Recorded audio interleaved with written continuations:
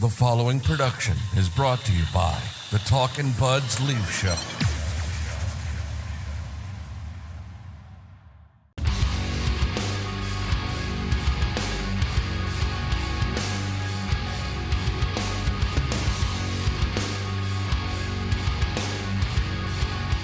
Talkin' Buds Leaf Show. It's been a week since our last episode. Thank you to all of you who reached out asking where we are. We wanted to wait until there was actual news to discuss because we don't deal in hypotheticals. No, we do not deal in hypotheticals. Ryan and I are not going to get on here in the off season and discuss what ifs. That's just not our style. We're going to wait till there's actual news to report and discuss. And oh boy, is there news to report and discuss. Ryan, Kyle Dubas is out as general manager of the Toronto Maple Leafs after a bizarre news conference. I'm not going to go through everything here because anyone who's watching this knows the timeline of events, so we're just going to go high level.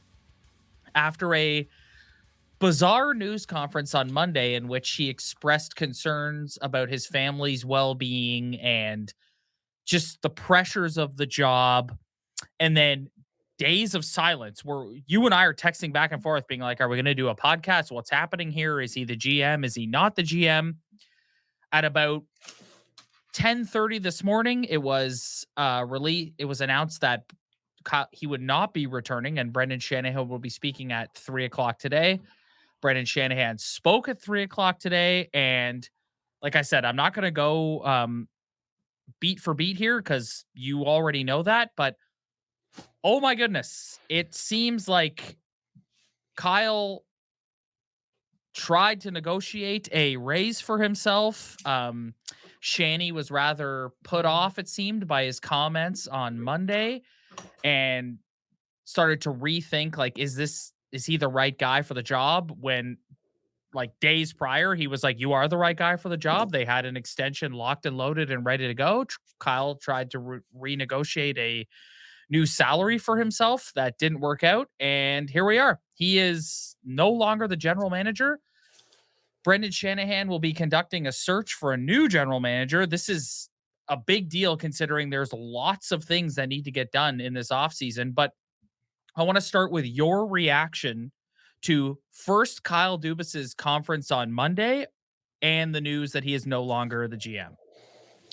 I mean, I did not think that it was going to go down like this. That was shocking. Like, that was probably the most thorough timeline retelling I've ever heard in my entire life. Oh, he spared no detail. I couldn't believe and then, and he kept going and going and going. It was wild. Like, that was wild. And I have no comments about the Monday press conference. Like, it was what it was. I mean, it was kind of weird. I thought it kind of reeked of years past, where it was just kind of like, all right, I guess we're like doing this again. Like, I guess we're just gonna go back and do the same thing we've been doing year after year. But that's not the case anymore. And I'm really happy with the outcome. Not how I thought it was going to go down at all. But if you listen to our final episode where then they got eliminated, I was all over it. I wanted this guy gone, and I'm happy he's gone. So I want to talk about the situation at hand first before like the holistic view of the team. I have empathy for Kyle with respect to, wanting to talk to his family and the mental toll it took. As someone who has had mental health issues myself, I don't want to sit here and like downgrade that. Like that's a big deal. And it's something that should be taken seriously. And if that is something he's feeling or it's issues he's having within his family, like I wish him all the best and I hope it gets sorted out. Where it kind of goes off the rails, though, is the detail that after saying that on Monday, he came back again with his agent and asked for more money. That's where it kind of falls apart for me. I'm guessing he wants more money because he feels the mental strain of being a GM of the Toronto Maple Leafs is worth a couple extra $1 million. I mean, I guess, but when you do that, it kind of calls into question the I don't know, the like legitimacy of the issues that you were stating on Monday about what that you're having with your family. Um, I just think like here's the thing that makes no sense to me. What leverage did this guy have in negotiation? Like I well, know they gave him a quote unquote fair deal, but I mean, if you're gonna push back, like you gotta have something in your back pocket. And to me, that like what did he have I in his think the back pocket? A bunch of leverage failures. I think the leverage he thought he had is all these stories that have been coming out about the Fenway Sports Group wanting to give him the keys to the Pittsburgh Penguins and like other organizations that are lining up ready to hire him. But as many people today on the radio speculated, are they lining up to hire him after the shenanigans that happened this week? Like we've only heard Brendan Shanahan's side of the story. So there is a whole entire Kyle Dubas side to come out and I'm sure the truth is somewhere in the middle. But I'm I was blown away watching Brendan Shanahan today, man. This is incredible. Like this is a team that just had its most successful regular season in its history, won a playoff round. Yes, the second round against the Florida Panthers was extremely disappointing. But here we are a week later and it's just chaos. Like um Dubas is gone. Jason Spezza has tendered his resignation. Like, how much stock you want to put into that is your call. I mean, the I guy, like, that is like every guy on the radio was like, "Oh, I hope they keep Spezza around." It's like, do you even know what he did? yeah. I mean, What no, did he that's actually what I'm do? saying. I Like, love I don't Jason, know. but like, what Yeah, did I he don't know how actually much that do? matters, but it's pretty wild. And Shanny basically outlined today that after he basically asked Kyle to not speak to the media on Monday until like they were ready to announce his extension. And Kyle had expressed, no, I want to speak to the media. My coach and my players are going to, so I want to as well. So Shanny was like, okay, yeah, sure, go ahead. And then he revealed the family stuff, which he never revealed to Shanny privately. And for all intents and purposes, according to Brendan Shanahan, they had an extension lined up as far back as March. Like they were ready to extend this guy. Like they had a deal in place. Like it was happening. And then he kind of pulled out and then came back and asked for more money. And I guess that didn't sit well with Shanny, and now here we are. It's pretty wild, man. Like this is I never remember like drama like this in over a week span with an executive with this team. I think my favorite part about the whole press conference was after he kind of outlined like the what happened during the week and the events. He was like, "Yeah." And then I went home when I slept, and then I started thinking like maybe it is time to move on. Yeah, well, I and And it's like, that's the point. yes, Like, yeah, yes, it's like we're gonna Brendan, talk about this. yes. Yeah, it's like we're gonna talk about this, and it's like he basically kind of came out and said, I don't know if my heart is all the way in it. And one thing we know about this job, like with just the fact of it being the Toronto Maple Leafs, the premier franchise in the National Hockey League, and with all the decisions that need to be made this offseason, if your heart's not 100% in it, you can't do the job. And I think he kind of showed his cards to Shanny. And I think the speculation is, he was trying, maybe he overplayed his hand and was trying to sort of use that as leverage. But Shanny didn't take it that way. He took it as like, oh, if you're not all the way in on this, like we can't have you running this hockey team. And it Yeah, kind of backfired. yeah, no shit. Like, Yeah, you said it to me the best on the phone today when you called me after the press, and you were like, "Doesn't this kind of speak to like the what's culture. wrong with Oh, we're gonna this get into that. team?" Oh, we are Like, gonna get into that, my friend. But I want to talk about the timeline of events, but we're gonna get into that. It's like I was this in a go? Did he use his family as pawns? Like these are all things I personally don't believe that. I do think this year was hard on his family, and I think he tried to use that as a way to get more money to be like, if I'm going to be the GM in this like high pressure, stressful market, I want to be compensated extra for that. And I want to use that as a bridge into like my next discussion point. And I want to sort of change my stance to you and the listeners here, because you and I sat beside each other all year, and I campaigned for this guy. And I just want to make it clear, I don't think Kyle Dubas is a bad guy. I'm not sitting here No. going like, screw this guy, he's an idiot. Like, no. We've had this conversation before. I feel like I would want to go for a beer with the guy. I Yeah, feel like like I'd be I don't friends with think him. that. But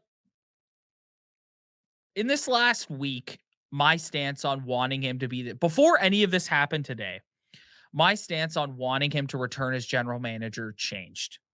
And it changed when I listened to the interviews with the players on Monday after being eliminated by the Florida Panthers.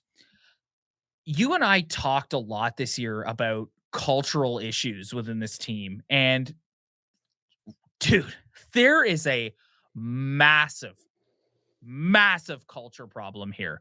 Like, you listen to these guys. Ryan O'Reilly was the only guy on Monday who sat there and said, I should have been better. The rest of these guys just sat there and went, we'll be back next year. We gave it Yeah. our best. It didn't We had work out, whatever. had our chances. Mitch Marner literally said, oh yeah, we'll all be back. We all have years left on our contracts. Like, that's how this guy thinks. I'm watching this Mitch Marner interview, and my inner Dr. Evil took over. Scott, you just don't get it, do you? You don't. Like, it's like that's how this guy thinks. Like, there's zero accountability in this organization. And then you see how Kyle Dubas conducted himself this week with Brendan Shanahan. And it's like, yes, we need a full-on cultural overhaul here. And I know that's not going to sit well with people who are watching this, and they're going to say like, oh, whatever. But it's like, no, like there's no accountability here. Like, it is a privilege to be a Toronto Maple Leaf. This is this is the crown jewel of the National Hockey League. And none of these guys seem to feel, except for Morgan Riley and Ryan O'Reilly and maybe a few other guys, like none of these guys seem to grasp that. And Kyle Dubas, the GM, decided he was going to do the same thing that the players have done. He was going to push for more money. Like, I was listening to Brian Hayes on Overdrive today, and I thought he put it perfectly, where he was like, this is exactly like this whole culture of I need my money, like, has got to, like, this has got to go. And after you said that, made me think that's another negotiation he lost. Yes. His own. Yes. So he's still over negotiations. And so it's like, listen, like, guy sucks at negotiating, basically. He sure does. My God. So it's like, there's a cultural overhaul that needs to take place here. And it's got Brendan Shanahan has to go out and find a guy who's going to come in here and instill that in this team and in this organization. And the interesting thing about this situation is there are negotiations with players that need to happen like immediately. And I don't think he should rush his GM search. So if I'm sitting here off the top of my head and I'm thinking what's going to happen, I'm thinking Brendan Shanahan is going to have to step in and be the lead guy who's negotiating with Austin Matthews here, because you don't want to rush your GM search. Like, you don't want to just go out and grab the first guy you see and bring them in here. Like, there's a bunch of guys out there. Like, Brad Treliving is a guy who's been thrown around. He can't talk to anybody until July 1st. There's Eric Tulsky, who with the Carolina Hurricanes, that is another guy I've seen thrown around. He's in the midst of an Eastern Conference final. Like, this is not something that you can rush. So I'm just sitting here looking at it going, Brendan Shanahan is going to have to be the guy that spearheads these negotiations with these players. See, I'm not so worried about that. I'm not worried about the negotiation for Austin Matthews' contract right now, because you know what's gonna happen with that contract. It's gonna come down to we're not gonna know a thing about that for the next year until he's up. It's. You don't think so? Like, I think the speculation is if there's not pen to paper by mid-June, you need to start exploring a trade, because he's walking. They're not trading him. He's walking. How many times have you seen it in this city?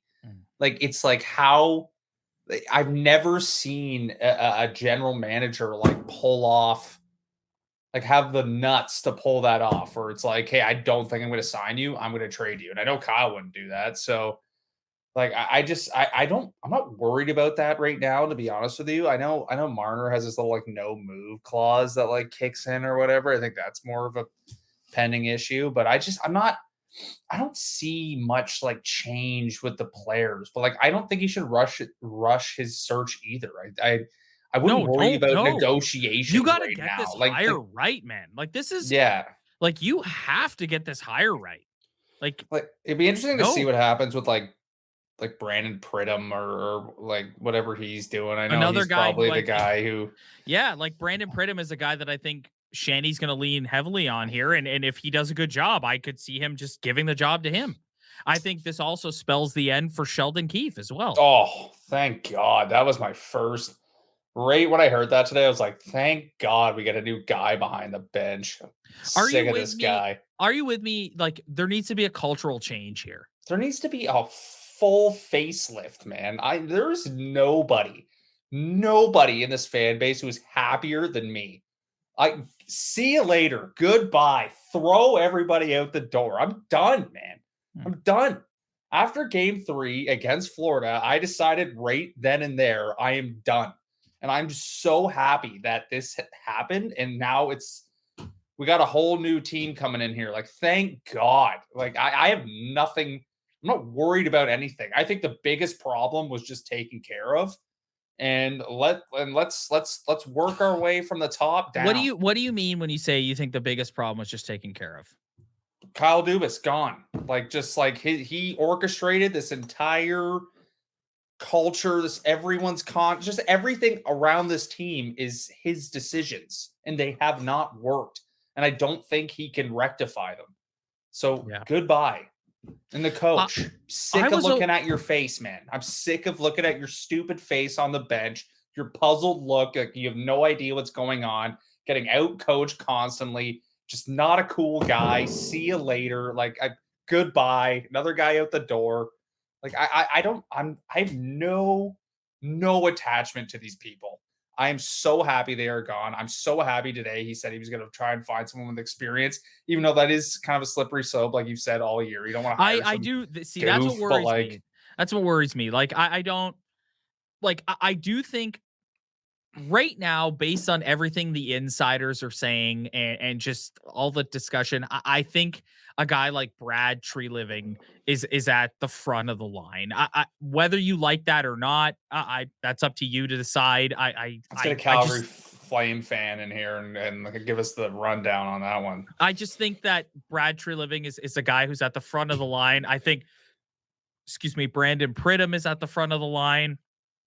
Like I said, I would like to see them wait it out and interview a guy like Eric Tulsky with the Hurricanes. Like I think I just don't want Shanny to rush this. Like I think he's gonna have to accept the fact that he's gonna be the one that has to do the negotiating with Austin Matthews Camp and Nylander and whoever.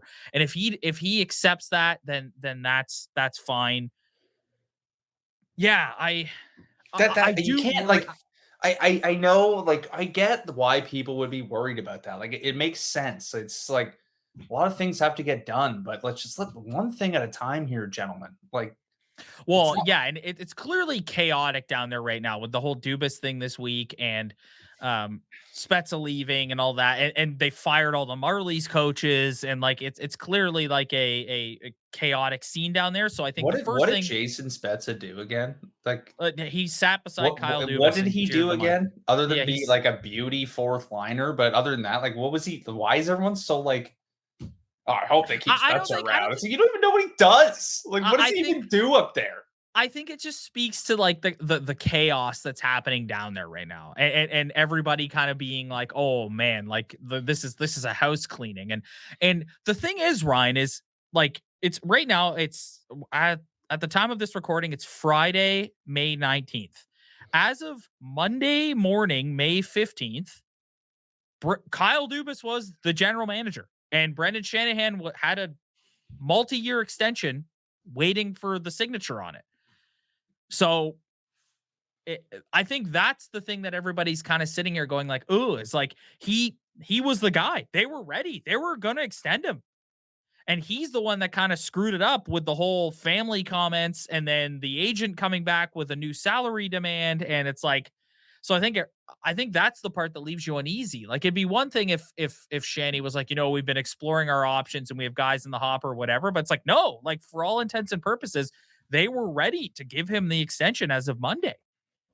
And Oh, then he kind of went rogue. in that case, I'm the biggest Kyle Dubas fan in the world for going rogue. Like, thank God he did that, because if I had to hear that he got extended, oh God, that is sickening. Like, It was happening, new. man. It was happening. It Oh, was happening. so done. I'm so done with this whole regime. I'm so done with everything that has to do with this hockey team. I know they're a successful regular season team. I know the playoffs are a quote unquote crapshoot, what people like to say about it, but it's just, me personally, I'm so done, so happy. And I'm happy Brendan, after he had some time to think about it, went home and went, you know what? Maybe it's time to move on. Well, yeah, Maybe it's time to move on, because guess what? And I like today. It's like it's hard. yeah. I did like today when he said, like, because Kyle played the family card, and I did like today when he kind of came out and was like, yeah, man, like everyone's family like goes through I it when you love work for what this. Kipper said. He was like, he's like, who asked him about that? Like, No one. He volunteered it. Yeah, yeah, that's what I'm yeah. saying, dude. This is crazy. Like He was he just just like, brought it what? up on his own. Who brought this up? Like, No, the guy had like a ugh. meltdown at the microphone on Monday. It's wild. Yeah, I know. I mean, again, I what you said, like mental health issues, whatever. But I mean, dude, like any CEO, any high paying, high responsibility position, it's going to take a toll on you, and you have to know that. And I think Kipper said it best. It's like, dude, how, like, you're like in your mid-30s, man. Yeah. Like, it's like you've already got handed the job, and it's like, I don't know what's next for him. I really don't. I don't know if this whole thing that went down this week is going to affect him getting another job, but I mean, I'm really happy he did that, because I'm happy he's gone. When you look back at the Kyle Dubas era, so he was here for 9 years. He was the GM for 5. When you look at those 5 years of him as general manager, like how would you sum that up? Like, not to put you on the spot, but like how would you sum that up? I mean, there's like two sides of me. There's like the rational guys. Like, you have to say it was like a success, because there's teams that don't make the playoffs. Like, we saw it here for years where they didn't make the playoffs and they were awful. So it's like, in that sense, like, they were a top 3 team in their division every single year. They had top players. They got over 100 points. They were a great regular season team. But I mean, for the fan in me, it's just like, at some point you stop being happy because you're there, and when you start paying guys a lot of money to perform and they don't perform, and it's brutal. Like, it's hard to watch. It's hard to understand. It's very frustrating. I'd say overall, like, as like if you're looking at it as analytically, I'd say it was like pretty successful in a way, but in another way, it was an epic failure. I don't know if that makes any sense, but it's just, uh, like, what's wrong with this team, and he's the one who negotiated all the deals. I know the Tavares one, hindsight being 2020. Like, at the He time, we paid were these very guys like they were stoked. cup winners when they hadn't won anything. But like I saw a little meme on Instagram being like, every single player getting paid over $10 million out of the playoffs. Like, there's nobody left. Like, it's just, he went for something. He really, one thing I will say about him is he really believed in this core. Like, really, really, really believed in this core. And like, I kind of respect that in a way, because I mean, the guy had conviction, but just like, dude, he went for it, and it just hasn't worked. And Yeah. to me, you had to pay the price for that. I But would he didn't. say Let me say this though. Let me say this. He didn't. One thing I will say though is he didn't like start this whole thing. Like, this whole thing was started with Lou and Brendan when he first came in. It's not like he came in and like turned them around. He kind of jumped on They a were a playoff rocket team when ship. he jumped on. Yeah. Yeah, exactly. So it's like it was his responsibility to take them to the next level, and he made the decisions he thought he had to make to take them there, and it just didn't work. It just really didn't work. And I think at the end of the day, it's not so much about like it's not like he's a failure because the team was a failure. It's just like overall as a fan, if you strap in for 82 a season and you strap in for every playoff game and you watch them and you see what you don't like about this hockey team, it's just that's what got to me. It's just like I think all his decisions, the way he treats the players, the way he hired Sheldon, the way Sheldon treats the players, it's just everything about it just soured on me so bad. So bad. When Kyle Dubas first came in before they hired Lou, it was after they fired Dave Nonis. They had identified that there was a culture change that needed to be made. And what they did is they identified Phil Kessel as the sort of like catalyst of this culture. And they traded him. And in all this time, we've since come full circle. And we're now back to this sort of I hate the I mean, word country they club. were bad. Like, but like Right, but when it's Brendan took over, like they were bad. yeah, Like they were Peter Horchek. whoever comes in now has a team. Like these guys can get to the playoffs. Like Mhm. it's not like as much as I think they're goobers sometimes, and the culture sucks. It's not like you're walking in here on a shit team. Like you still have a group of dudes who can band together and give you at least 4 games in the playoffs, you know? So it's just what can you do to fix the quote unquote culture? I mean, whoever they can't really make any like. Are you going to trade one of the guys? You have nothing really else to trade. All the first rounders are gone. Like it's Yeah, just I he's think gonna. so.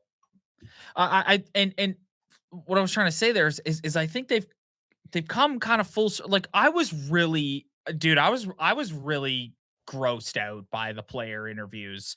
Like with the exception of Ryan O'Reilly and Morgan Riley and what I was pretty Mitch Marner in particular. I didn't like it on Monday. It was very much like whatever. We got eliminated, and it's like you look at the Edmonton Oilers after they got eliminated and Leon Draisaitl, who looked like he wanted to throw up everywhere. Like we should not have lost to this team in the second round. That's just not what these guys think, and that's not how they feel. And that's a culture that's been cultivated by Kyle Dubas. This kind of like, oh, we'll go get them next year. We just got to keep trying and whatever. And it's like, no, it's not good enough. It's not good enough. And the first few years, that was acceptable. It's no longer acceptable. And it's just there needs to be a cultural shift here. And if you have to move out some players, and if you got to take two steps, one step forward, or one step backward to take 2 steps forward, then that's what you got to do. And that's just what I think. I was really really grossed out by the player interviews on Monday. I'm Yeah. going to be honest. I didn't like it at all. I mean, if you think about what they can really change about their team, I mean, it's either to me, it's you got to move a guy. That conversation is exhausting to Ryan, me. hold It's on. I'm going to cut you off right there. If Austin Matthews has not put pen to paper by mid-June, which is a few weeks away. Rob, I will put my entire bank account on him Okay, well, but if he not doesn't, then signing. fine. But then you need to pick up the phone and start calling everyone to get him out of here because you cannot. This guy I've called him the greatest Maple Leaf in history multiple times. You cannot let him walk for nothing. And if he is not going to sign an extension by the middle of June, you need to pick up the phone and call the LA Kings and go, awesome. We want to, We first want of all, all you the need, players that Kyle traded to you back yes, here. yes, Give pretty us much. Trevor Moore back. Yeah, pretty much. Hmm? Sean Dursey. Carl Grunstrom. Get him back Yes. over here, right? Yes. You need Which to is why call. which is why like what you're saying right now is why you can't rush your GM move and you got to not worry about the negotiation because you know that's going to be a very difficult decision. So you need Well, the right person in here who's actually going to make the tough decisions. Well, that's what I'm saying. So that's why I mean, I think Brendan is going to have to do these negotiations in the interim. Him and Brandon Pridham. Because you're right. You cannot rush this. You cannot just go hire Rob, the first guy. I will literally bet you anything on planet Earth that game 1 of the 2023-2024 season, Austin Matthews will be in a Leaf uniform, still no contract signed. I Well, then Brendan Shanahan promise needs you. to get fired. I promise you. That is inexcusable, and Brendan Shanahan needs to get fired because you're negotiating with him in season and you make an in season deal because he has a full no move that kicks in July 1st.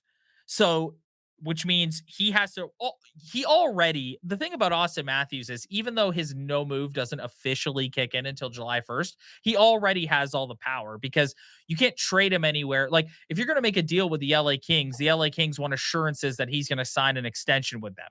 So he's not making a deal to go somewhere that he's not going to sign for long term.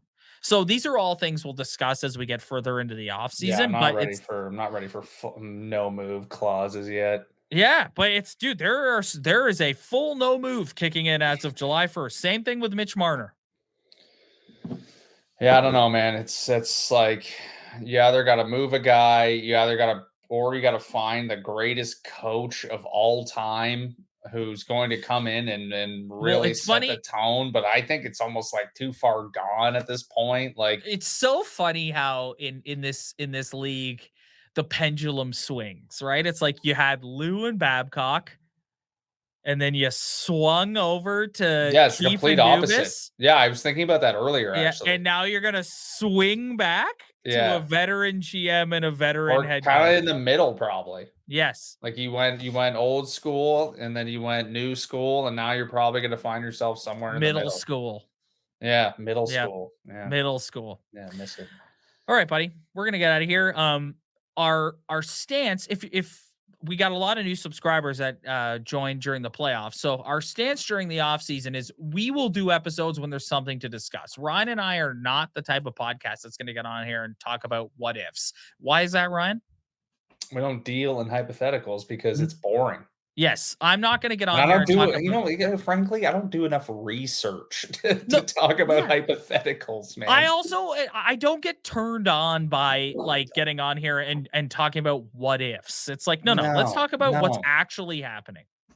And exactly. that's why we're Because, back today. yes, So hit the like and subscribe button below. Once the season starts up again, we're going to be back at our usual schedule. But for the off season, we will be back when we feel as though we need to be back, and we're going to talk about factual stuff. So that's that. If you're listening to the audio version, leave a comment and review. Every little bit helps. We spread the will see word. you. Tell your Yep. friends. Spread the word. Tell your I was friends. That's waiting for right. the point. I was waiting for the point. See, I was like, see, I was you're gonna like hop in there, and then I was like, I don't know. you're not here in person, so I got all screwed up. I know. Spread the word, tell your friends, as Ryan just said. We will see you guys when we see you.